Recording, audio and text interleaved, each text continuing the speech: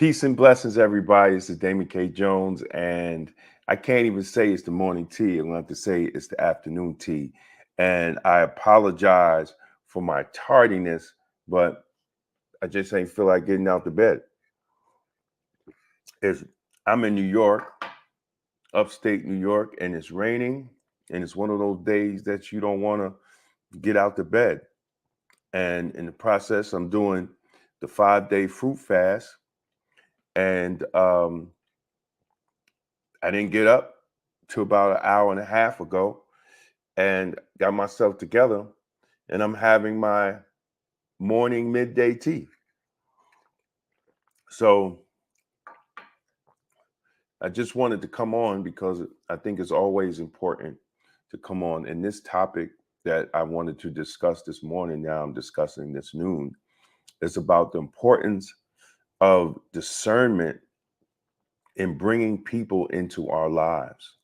Like a lot of times, I don't think we really pay attention to how it is important on the people that we bring in our lives.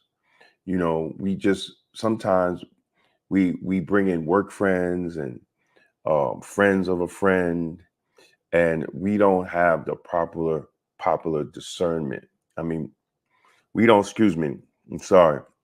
We don't have the proper discernment in who do we bring into our lives. Why do we bring people into our lives? And are the people that we bring into our lives beneficial to us as we grow as a person, as we grow as a person? The scriptures emphasize the need for discernment in our relationships. Proverbs 12:26 states, one who is righteous is a guide to his neighbor, but the way of the wicked leads them astray.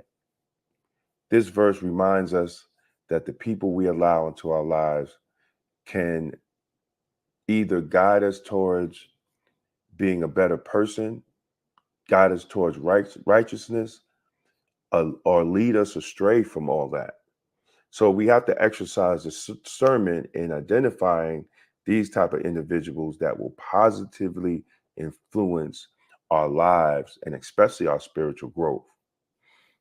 In Matthew's, Jesus warns us to beware of false prophets who come into you as sheep in clothing, but inwardly are wolves. That's another importance of people that come to you that want your trust and do things for your trust and try to come into your inner circle. You know, my inner circle is so small that's it's a period. It's a dot. That's my inner circle. I don't allow a lot of people in my inner circle of trust. You know, some of us just want to be liked by people, man. Some of us have low self-esteem because you want to be liked. And then you're heartbroken when people do you dirty. But they wasn't your friends from the beginning. You know, we need to stop trying to be liked, especially especially those who advocate for truth and justice. You'll never be liked if you're advocating for truth and justice. I don't think y'all heard what I said. You will never be liked in this world if you advocate for truth and justice. They're always gonna there's always gonna be haters, and there's always gonna be haters even amongst people that say that they're your friends. So that's why your circle got to be very strong, small, and it has to be strong. But it also you have to watch the people that you bring in. Now, scriptures, the thing about scripture, we could argue about it being King James version and King James and this and that and the white man's Bible. but I follow a theology, you know, of a black theology. I see myself in that. These stories can help us through our lives. Some things that the devil put out, you know, God flips it and gives us a purpose. I don't get into those arguments because I'm like, just show me your lifestyle. Show me your lifestyle. You got all that stuff to say. Show me your lifestyle and show me what you're producing. Because a lot of people have a lot of talk, but they're not producing anything. And they're not even standing up for freedom, justice, and equality. They're quiet, but they got a lot to say about what you're doing. And they haven't accomplished anything but go to work, come home, go to work, come home. Show me institutions that you're building. Show me what you're doing with your life. Are you walking the walk and talking the talk? If you're not doing that, ain't nothing to come at me about. So let's get back. The Apostle Paul also emphasizes the need for discernment in our relationships. First Corinthians 5:11, he instructs us, but now I am writing to you not to associate with anyone who bears the name of brother if he is guilty of sexual immorality or greed, or is an idolizer, a drunkard, a swindler, not to eat with such one. Man, Paul lays it out. Paul lays it out. Now, I'm not in anybody's business. And what you do is what your business is. But let me tell you, if I meet a brother and he's openly running around cheating on his wife, how can I trust you and your wife can't even trust you? The one you took a vow to. You ain't take a vow to me. You just met me, brother. So how can I trust you and your wife can't trust you? How can I trust you to do business with you and your own wife can't trust you? Your kids can't trust you because you out here doing whatever with other women. How can I trust you? Think about that. And it goes both ways to women. You know, how can people trust you and you're not even faithful to your husband? You're disrespecting your husband, creeping around with some Negro. You can't even be trusted. See, because that's your character. Because if you out here creeping around with some Negro or Negro-S, how can I trust you? I can't even trust you. Because if you ain't have respect for your significant other, especially if you're married and you took a vow, then I can't do business with you. Because you do me dirty just as fast as you do your husband or your wife dirty. See, because we gotta realize that the Christ made it clear that God has children and the devil has children. This is the noontime tea this morning, but I'm gonna take a sip on that one. God has children and the devil has children. I'm gonna take another sip. Jesus said it himself when he engaged in John 8:44-59, when he engaged in the dialogue or confrontation with the Pharisees, revealing that some people are not the children of God, rather than the children of the devil. So who you follow? Who's giving you advice? Huh? Where are you getting your advice from? Children of God or the children of the devil? Huh? Because Jesus made it clear. He says, you are of your father the devil, and you will do what your father desires. This passage here, he made it clear that not everyone we encounter, we input in our lives are aligned with God's purpose and character. So sisters, if you hanging out with your girlfriends and they see a bunch of guys and you married or engaged, and they say, come on, girl, let's go over there with these guys, and you married and engaged, that's the devil.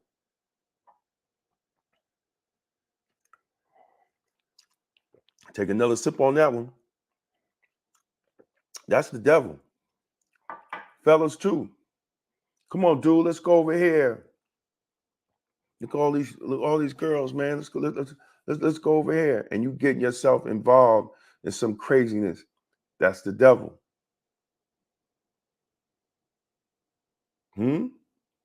See, as people of faith, it's essential to recognize that spiritual forces are always at work, and the enemy will influence you through other people. While we are called to love and to minister to all people, we must also exercise discernment in our relationships and guard against negative spiritual influences.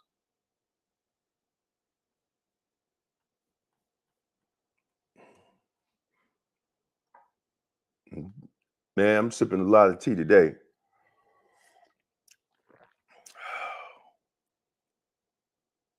Single women and single mothers face unique challenges when it comes to relationships. It is essential for you sisters to be cautious and discerning when bringing men into your life, especially if you have a child. 1 Corinthians 7:34 says, the unmarried or betrothed woman is anxious about the things of the Lord, how to be holy in body and spirit. As a single woman, your primary focus is on your relationship with God. It ain't these ignorant women on Instagram and Facebook. It ain't a BBL, tummy tuck, go down to Miami for the number 16 BBL. It ain't on none of that. It's on God.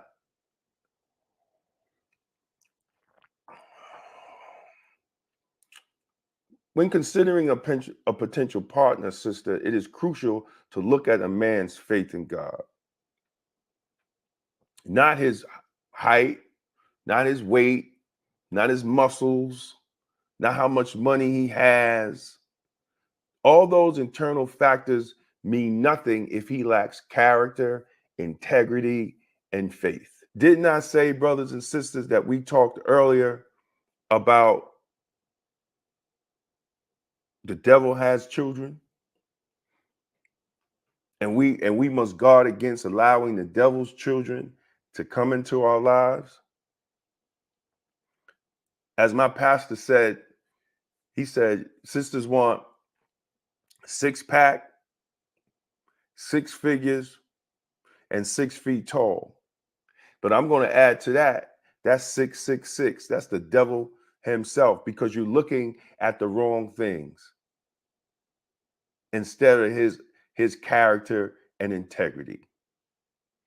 And this is why you get into so much nonsense and you get into toxic relationships, because you're looking for 666. You're not looking for character, integrity, and faith. Take another sip on that one. For single mothers, the stakes are even higher, because your children's well-being and spiritual development should always be a top priority. not chasing these Negroes out here. See, Proverbs 31:28 describes a virtuous woman as one whose children rise up and call her blessed. See, y'all run around here chasing these Negroes, leaving your kids with anybody, hardly seeing your kids because you open on the six pack, six figures, 6 feet tall, and other sixes. You don't even spend time with your children, huh? See, by being discerning in the men you allow into your life and ensure that they are godly role models to your children. Just don't let any man in your life. A man's genuine faith, his relationship to God, should be the foundation of his character. Now, I'm not saying all the guys that claim to follow Jesus, claim that they're spiritual or good dudes. There's some grimy dudes out there. But being discerning is also taking time to get to know the person, because just don't jump in the bed after a month or 2 weeks or a week or the same night. See, because you done gave yourself up. You done gave yourself up. And once you give yourself in like that, he controls you. See, it's a little different for a woman than it is a man.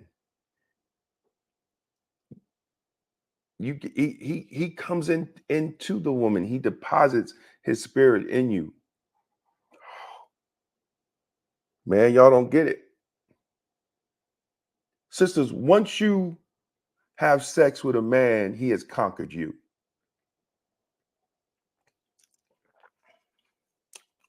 I'm going to say that again.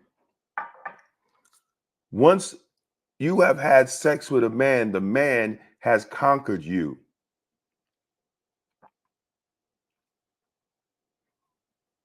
Because you have given him your spiritual essence. This is why it's real dangerous for women to cheat. Because you have allowed another man to conquer you. And without prayer, detoxing, meditation, it's hard to come back from that.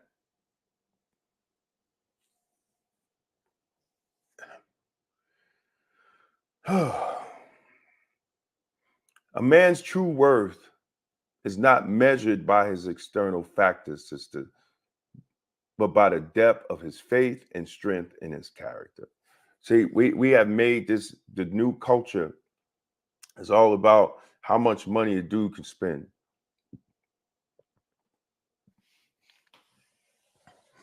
He can have all the money in the world, but if neither one of you are spiritually guided, it's just toxicity with toxicity, and it's just a bunch of BS, man. You know, because you're a mother and you got to be careful of these men that you bring around your child. And then they'll be out here having sex with different men because that's what they see.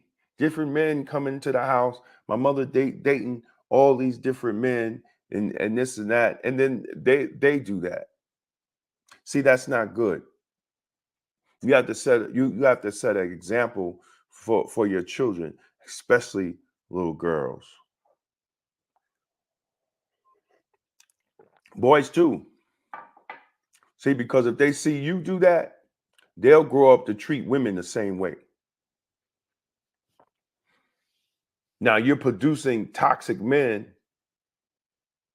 for other people's daughters. And you're creating father and mother wounds within these children because you're not being discerning in the man that you bring into the life. I don't care. You could say that the man ain't nothing and he did you wrong, he did you dirty, he did this, he did that. Yeah, he might have, but you're the one that brought him into your life. Ain't no excuse for that. You're the one that brought this piece of nothing man into your life. You have to have responsibility for your life, right? You can't say all men is dogs. No, you keep bringing dog ass men in your life. All right. Discernment for men is almost the same. See, men also face challenges in this modern dating landscape in a culture that often prioritizes superficial qualities over character and substance. It can be difficult for a man to find a woman who values and supports his masculinity beyond financial success. However, the Bible provides guidance for men seeking a godly partner. Now, listen up close. Let me take another sip. Listen up close, sisters and fellas. Charm is deceitful, beauty is vain, but a woman who fears the Lord is to be praised. Hot damn. See, all that stuff y'all look at, sisters, the Bible shot all that down. Huh? Your long weave, your crazy ass eyelashes, and all that other crazy stuff that you do. The Bible shot all that down. Your BBL, Bible shot all that down. And then Luke says that Jesus said, I'm laughing because this might go over some people's head. Let the dead bury their own dead. But go and proclaim the kingdom of God. What does that mean, brothers? Let them sisters that value all that other stuff, charm, beauty, being vain, and she's not fearing the Lord. She's not being a Proverbs 31 woman. Let her go with the other dead dudes. Let the dead bury their own dead because they're going to deal with themselves. Let the dead deal with the dead people. Go get yourself a live woman.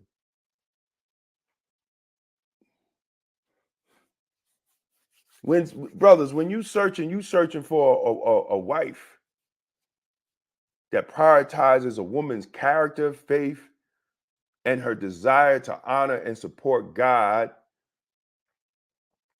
in your godly role. In your godly role as being a leader and a protector. She can't do that. Let the dead be with the dead. Let her go and get some of these toxic Negroes that's out here.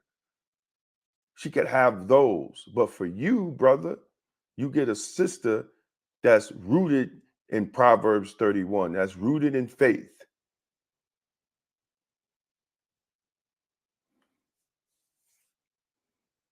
So how do we have to also discern spiritual energy when we're dealing with these people?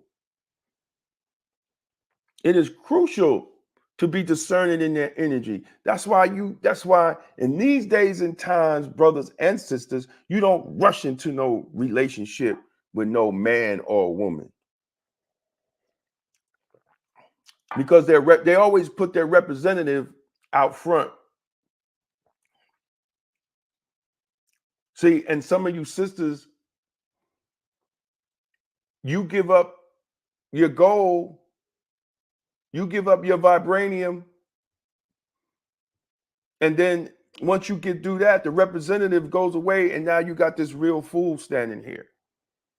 because you didn't wait. You didn't make that brother work for your treasures. A lot of your sisters don't make brothers work. You know, only thing they got to do is take y'all out to dinner, huh? Give you a seafood dinner, and then you done gave up. You done gave up the goal. See, John warns in 4:1, in 1 John 4:1. He said, "Beloved, do not believe every spirit.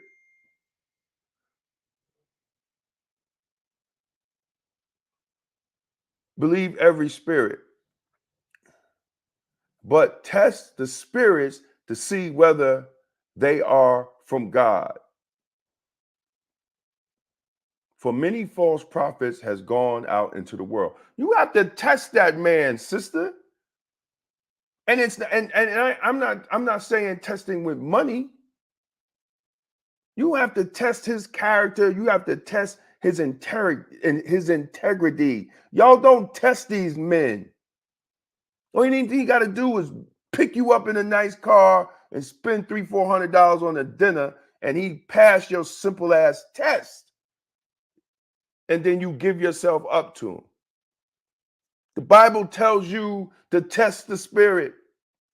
And that goes for men too. Test her spirit.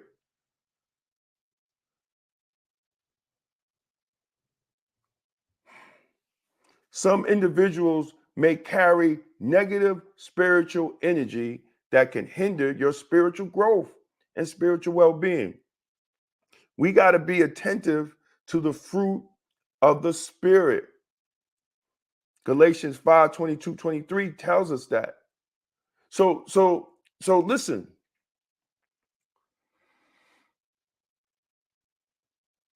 You have to test these people.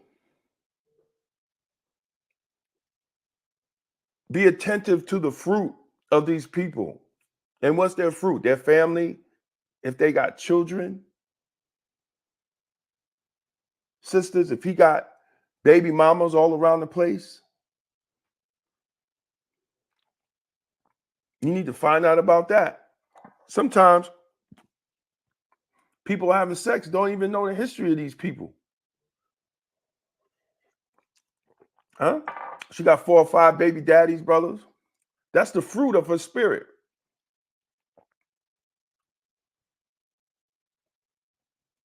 Man, we got it twisted. And if we only did it just simple, we only made it just simple, we wouldn't be having the messed up relationships we have in the Black community. So what are the practical steps? I'm on here longer than I wanted to. What are the practical steps to discern faith and character?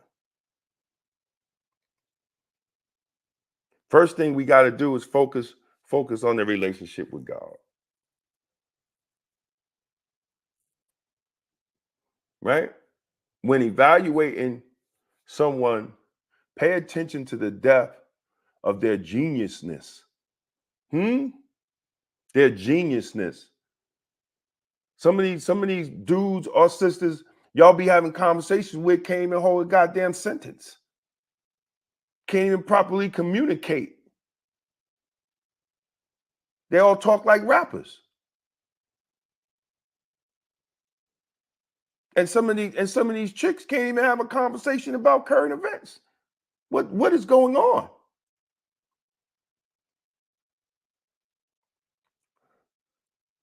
You have to also look for evidence of their commitment to prayer, scripture study, and are they actively involved in the faith community? Sisters, y'all look at that stuff as being boring now, right?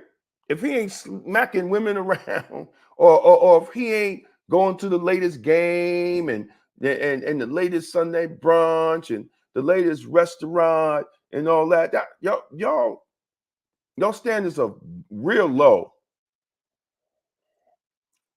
real low. And this is what you get. This is why you get dogged out, because your standards are real low.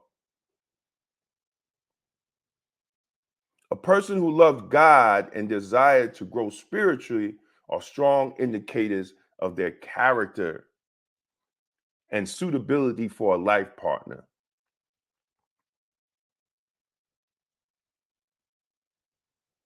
That's what you need. You're looking for a life partner. You ain't looking for a baby daddy. You ain't looking for a baby mama. You're looking for a life partner. And maybe if you put that into your mind, you can have more discerning. You'll be more discerning with these brothers, sisters, and brothers, you be more discerning with these sisters. So what are the practical steps you got what should you observe when being discerning, of a person's spiritual character? I'm giving y'all the blueprint. You observe their spiritual disciplines and involvement in their houses of worship. You got to discuss their faith journey and how they nurture their relationship with God. And you got to pray together, sisters. You got to man. I mean, I know that it's hard. Everybody makes excuses on why they don't pray, and some of our egos won't even allow us to get on our knees to pray. But I think praying together will evaluate your spiritual compatibility.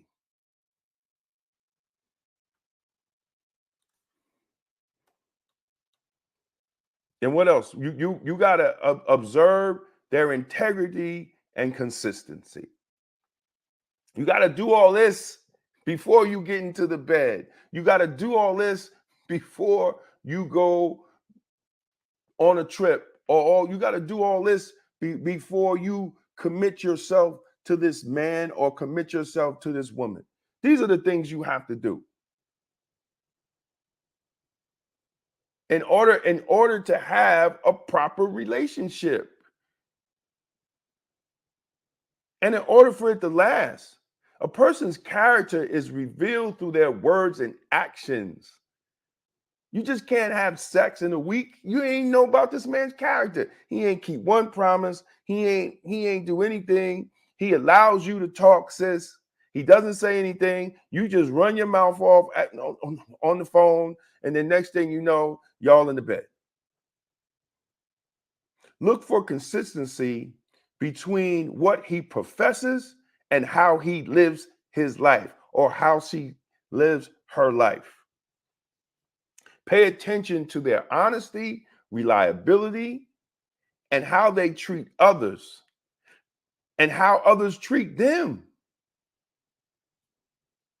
How others treat them. Sisters, y'all get with dudes that other dudes will sit back and be like, what is wrong with her? Because they know he's a dirty dog. They know he's a dirty dog. Listen, there was a days when I was single, there were some dudes I would never mess with the girl after them because I know how dirty the dude was.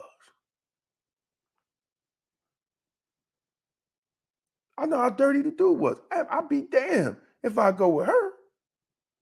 She done went out with this dude, and he done gave all these other girls venereal diseases. Now, do they have consistency in keeping commitments and following through their word? These are the things. And also, what was very important, what we always fail to do is have godly counsel. Have people, especially, and we always think we know it all, but we don't go to elders, our elders, and I understand, man. There's some people that can't have these conversations with their parents. There's some people, if you don't have godly counsel, You should find godly people and put them in your lives for godly counsel. You don't know it all. You don't know it all. If you in your 30s, you don't know shit. Straight music. You don't know a goddamn thing if you in your 30s. Excuse my French, but sometimes I gotta say it. Because some of y'all walk around and y'all just got here and you think you know everything and you don't know nothing. Some of y'all still living at home with your parents.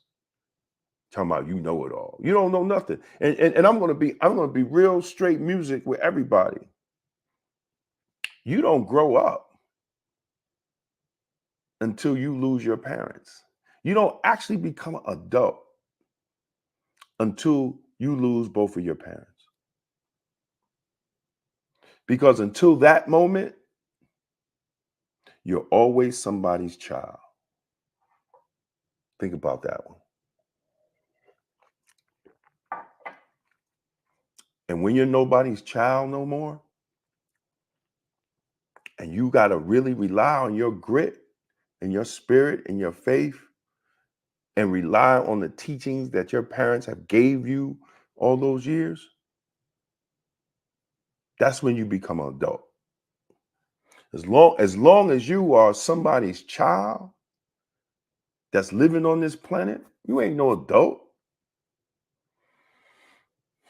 So you have to look to seek input from trusted spiritual mentors and leaders, you know, and discuss your relationship. When you're in relationships, don't sisters don't discuss your relationship with single women. I'm gonna take another sip on that one. Don't discuss your relationship with single women. Find married couples that have been married over 10 years, or find married couples. Discuss your relationships with. Find people that's been in relationships. Don't discuss your relationship with single women, especially if they ain't never been married and they ain't never got an engagement ring. They can't relate to what you're talking about. I don't care. I don't care if that's your girl and y'all been rocking and rolling for 30 years and this and that. Y'all been through ups and downs, but she ain't put no ring on her finger. If she ain't said no wedding vows, she cannot relate to what you going through. Stop it. And it's unfortunate saying, but it is true. Single women keep women single. And if women get mad for what I'm saying, it is what it is. But even dudes, I don't look for no counseling from no dude. They ain't never been married. They ain't never had responsibility of a wife. What can he tell me? I'm just being honest. If he's my friend, he could vent. And if he's honest with you, bro, I'm just gonna pray for you. That's the best thing a single friend can do. Be like, yo, I'm just gonna pray for you, and I'm gonna look for those potholes too. Whenever I get married, that's the best he could do, and that's the best she could do for you. You have to look for godly people. You have to look for people that have been married. That's why and it was the prime example with singer Tyrese and his ex-wife. She admitted her friends talked her out of her marriage. And after she stopped listening to her friends, she realized she messed up her whole marriage because she was listening to her friends.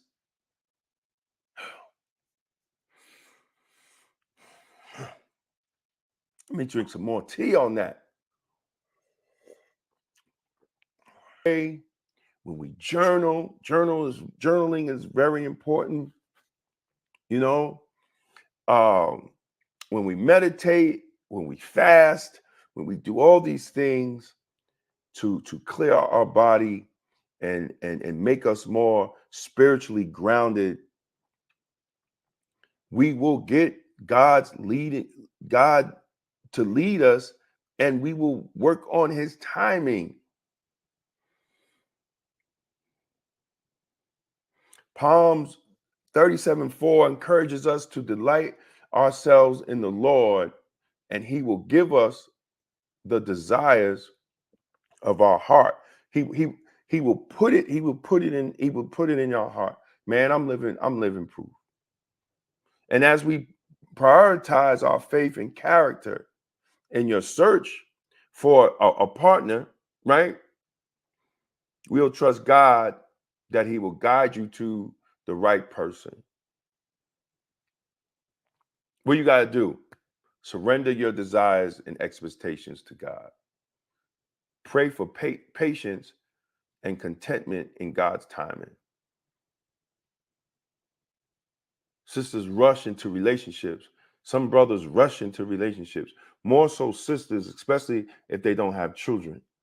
So they're trying to find a man to have a child with, and they're rushing. They are actually rushing into it before instead of praying, instead of putting God first, instead of bettering themselves, putting the positive energy out there, go out here working out, studying, praying, and putting that energy in the atmosphere so that man will come to them, and going into the right places. That's why Sunday brunch is crazy, because it has a whole bunch of women and men ain't even in there no more. Y'all don't even know where the good man at. Say there ain't no good man, but y'all can't even find none, because they not in the places. Good men are not in the places where you think they will be. You got to trust that God has a perfect plan for your life and relationships. You got to put that trust. So I'm going to end it, man, because I've been on here longer than I wanted to. So we have to get rid of the toxic thoughts that we're focusing on the wrong things, like the six pack, six figures, 6 feet tall, a title or a paycheck. And when we meet the person, ask them what their relationship with God is. Ask them. That should be your first question. You start off with all this other stuff. How much money he make and all that means nothing if he ain't gonna treat you right. If she's not gonna respect you as a man, you get caught up in the BBLs and the weaves and the eyelashes and the pretty fingernails, and she ain't gonna treat you like a man. She's not gonna carry herself like a Proverbs 31 woman. So you have to ask them what their relationship with God is. You have to focus on that. See, because if y'all both in tune with the relationship with God, money and all that other stuff is going to come. God's going to bless you with all that. He's going to bless you with all that. He's going to bless you with nice houses. He's going to bless you with cars, and he's going to bless you with beautiful children. He's going to give you all that. But you got to focus on the right things first. You keep bouncing your head up on the wall and bouncing all the way around, and you wonder why your life is the way it is, because you're not trusting God. You're not putting God first. You're putting money first. You're putting everything else but God first. And this is why your life is chaos. I watch some of these young people, and their lives are just chaos. And I'm like, damn, they got another 30 years of chaos, of just wilding out. And sooner or later, your body's going to give out. Your body's going to give out. I was with my brother from another mother, Pastor Larry Whittle, last night, and he said something that was profound.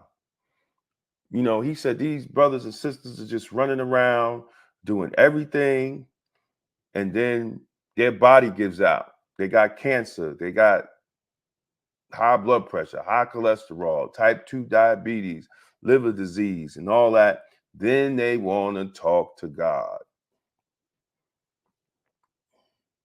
And for 30 years, they ain't pay God no mind.